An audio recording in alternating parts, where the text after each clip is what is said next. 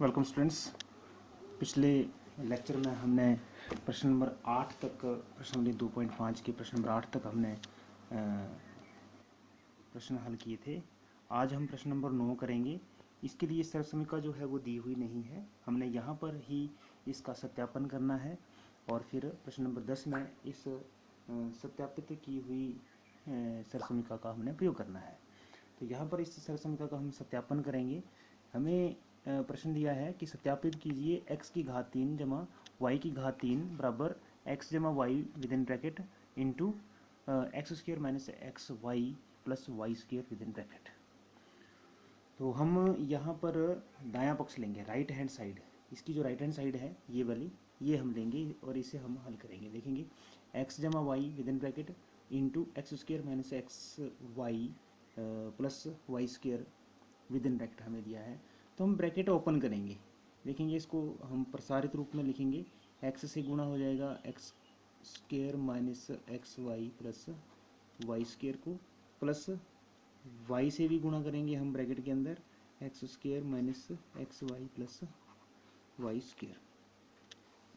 It implies that X cube minus X square Y plus X Y square plus यहाँ आ जाएगा X square Y minus X Y square plus Y cube.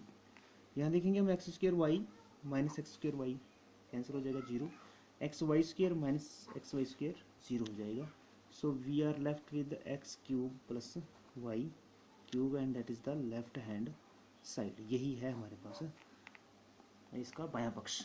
तो दायां पक्ष जो है इसको हल करने के बाद हमारे पास ये बाएं पक्ष के बराबर आ जाता है। इसका मतलब कि ये जो दी हुई सरसमीका है ये सत्यापित हो गई है, सत्यापन इसका हो गया है। इसी प्रकार से हम दूसरी सरसमीका है, इसका भी सत्यापन कर सकते हैं। X cube minus Y cube equal to X minus Y into X square plus X Y plus Y square.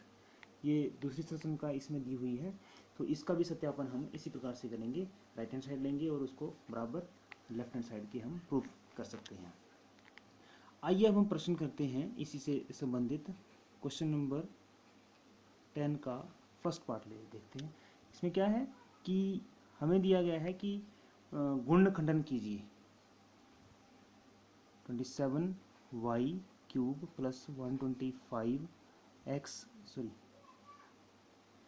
Z cube. गुणनखंडन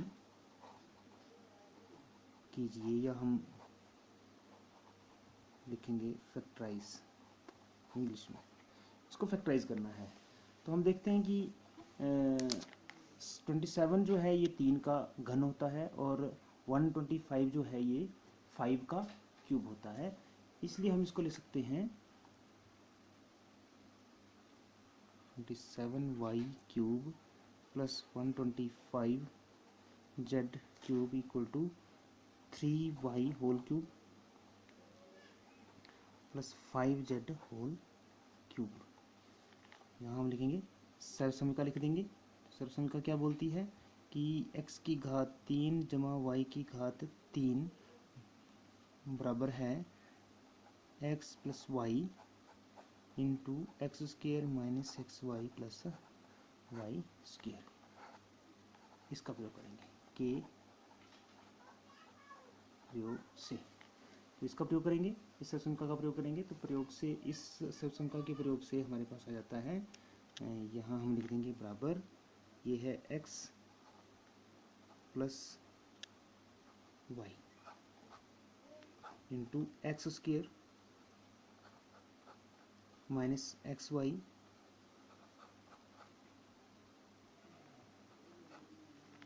plus Y square से हम और हल करेंगे। तो 3y plus 5z with in bracket हमारे पास आएगा 9y square minus 15yz plus 25z square. ये इसके गुणनखंडन हो गए। इस प्रकार से हम इन प्रश्नों को हल कर सकते हैं। आइए अब हम देखते हैं सर्व समीका। 7 सर्व समीकाएँ हमने ऑलरेडी कर ली हैं। सर्व समीका नंबर 8। सर्व समीका नंबर 8 क्या है हमारे पास कि अगर x की घात 3 जमा y की घात 3 जमा z की घात 3 माइनस 3xyz दिया है तो ये किसके बराबर होता है? इसका गुणनखंडन अगर हम करें तो ये आएगा x plus Y plus Z into X square plus Y square plus Z square minus X Y minus Y Z minus Z X. ये है सर्व समीका नंबर 8। तो इस सर्व समीका को हम यहाँ पर जानेंगे, याद रखेंगे, हमें याद ही करनी पड़ेगी और उसके बाद हम इसका हल करेंगे। सत्यापन हम इसका कर सकते हैं, राइट हैंड साइड लेंगे और बारी बारी गुणा करके एक्स वाई जेड से सभी को जमा करके और हमारे पास देखेंगे तो आता है लेफ्ट हैंड साइड के बराबर। सत्यापन भी हो सकता है इसका। तो इस सर्व समीका को हमने याद रखना है। अगर इस प्रकार से कोई हमारे पास बीजीय व्यंजक है तो उसका गुणनखंडन इस प्रकार से होगा। तो आइए इससे संबंधित एक प्रश्न हम यहाँ पर हल करते हैं। देखिए हमें प्रश्न नंबर 11 इस प्रश्नावली का दिया हुआ है कि 27x की घात 3 जमा y की घात 3 जमा z की घात 3 माइनस 9xyz, ये हमें एक व्यंजक दिया है और इसका गुणनखंडन करना है। तो गुणनखंडन कैसे करेंगे हम देखेंगे। सबसे पहले कि ये किस रूप का है, कौन सी सर्व समीका। 8 सर्व समीकाएँ जो हमने पढ़ी हैं और एक हमने प्रश्न नंबर 9 में भी सर्व समीका पढ़ी है, उसमें से कौन सी सर्व समीका के आधार पर हम इस प्रश्न को हल कर सकते हैं। तो ये है सर्व समीका 8 के अनुसार। सर्व समीका 8 के अनुसार हम इसको पहले लिखेंगे कि यहाँ पर ये 27 अलग से है, x की घात 3 अलग से है, तो 27 जो है इसको हम लिख देंगे 3x की घात 3, ये बन जाएगा, जमा y तो अकेला ही है, यहाँ z की घात 3 ये भी अकेला है, माइनस देखो इसको भी, ये जो 9xyz है इसे भी हम इस रूप में ही व्यक्त करेंगे। तो कैसे लिखेंगे, 3 गुणा ये पहला पद गुणा दूसरा पद गुणा तीसरा पद, ये इस प्रकार से। तो इस रूप का बन गया। जब इस रूप का बन गया तो हम इस सर्व समीका का प्रयोग कर लेंगे। तो इक्वल टू देखिए पहला प्लस दूसरा प्लस तीसरा, तो पहला पद है ये प्लस दूसरा प्लस तीसरा पद और विद इन ब्रैकेट पहले पद का स्क्वायर प्लस दूसरे का स्क्वायर प्लस तीसरे का स्क्वायर माइनस एक्स वाई मतलब पहला दूसरा, तो 3x वाई माइनस दूसरा तीसरा वाई जेड माइनस तीसरा और पहला,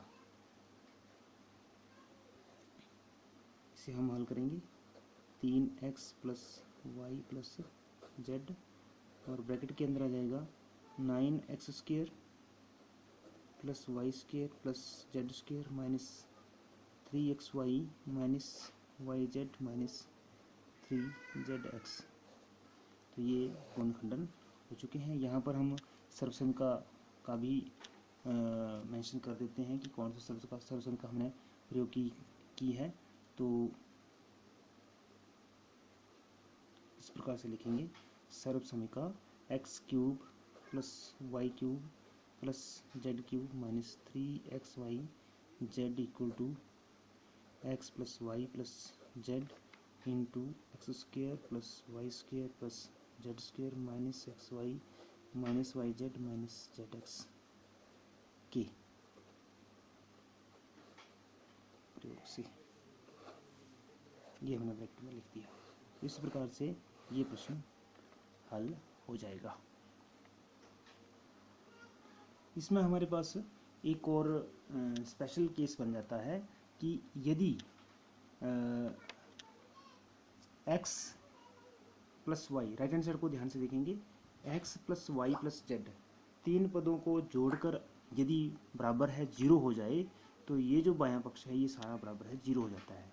ऐसा क्यों है, देखिए यदि X plus Y plus Z बराबर है 0 हो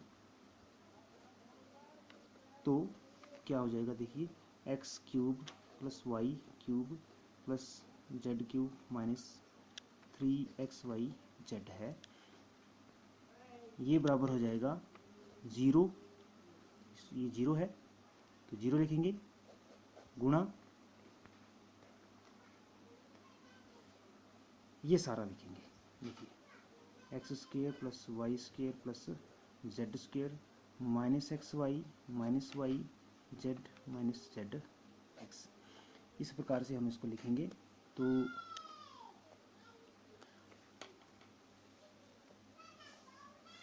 जीरो से जब हम किसी भी व्यंजक को गुणा करते हैं तो ये 0 हो जाता है। तो ये एक स्पेशल केस है,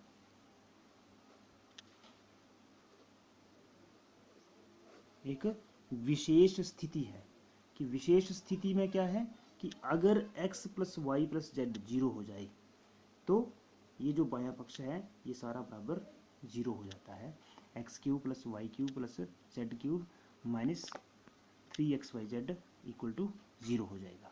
तो ये भी एक सहसंख्या के रूप में हम इसे प्रयोग कर सकते हैं। इसका प्रयोग हम प्रश्न नंबर 14 में करेंगे। देखिए प्रश्न नंबर, जैसे मान लो कि क्वेश्चन हमें दिया है कि -12 की घात 3 जमा 7 की घात 3 जमा 5 की घात 3 के घनों का परिकलन किए बिना मान ज्ञात करो। इसका मान ज्ञात करना है लेकिन घन नहीं निकालने, -12 का घन नहीं लेना हमने, 7 का घन नहीं लेना है, 5 का घन नहीं लेना है। तो यहाँ पर हम देखते हैं कि ये x है, ये y है और ये z है। तो यहाँ लिखेंगे, यहाँ x को हम -12 लेते हैं, y 7 है और z जो है ये 5 है, और x plus Y plus Z कितना आ रहा है, देखिए -12 जमा 7 जमा 5, तो -12 जमा 12 बराबर हो गया 0। x प्लस वाई बराबर x plus Y plus Z बराबर आ गया 0।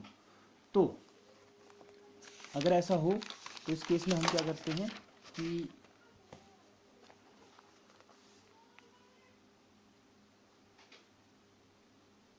X cube plus Y cube plus Z cube minus 3xy Z जो होगा ये हो जाएगा बराबर 0 के। तो x जो है -12 क्यूब है प्लस y जो है वो 7 है, इसका क्यूब कर देंगे, और z है हमारे पास 5, इसका भी हमने क्यूब कर दिया, -3xy और z इक्वल टू 0। ये हम लेफ्ट हैंड साइड में रखेंगे और ये सारा ले जाएंगे राइट हैंड साइड में। तो -12 cube plus 7 cube plus 5 cube, ये तो हमने मान ज्ञात करना है, बराबर हो जाएगा 3 इंटू -12 इंटू 7 इंटू 5। तो यहाँ पर हम इन तीनों को मल्टीप्लाई कर देंगे, सॉरी चारों को, 3 -12 7 और 5, तो इनको गुणा करके हमारे पास क्या आ जाता है, देखिए हमारे पास क्या आंसर आ गया इसका, -1260, 1260, ये हमने गुणा किया। इस प्रकार से बिना घनों का परिकलन किए हमने इसका आंसर ज्ञात कर लिया है, इसका मान ज्ञात कर लिया है। तो इस प्रकार से अभी सभी प्रश्नों को इन्हीं समीकरणों के आधार पर हम हल करेंगे। तो प्रश्न नंबर 16 तक सभी प्रश्नों को अपनी नोटबुक में हल करें और चेक करवाएं।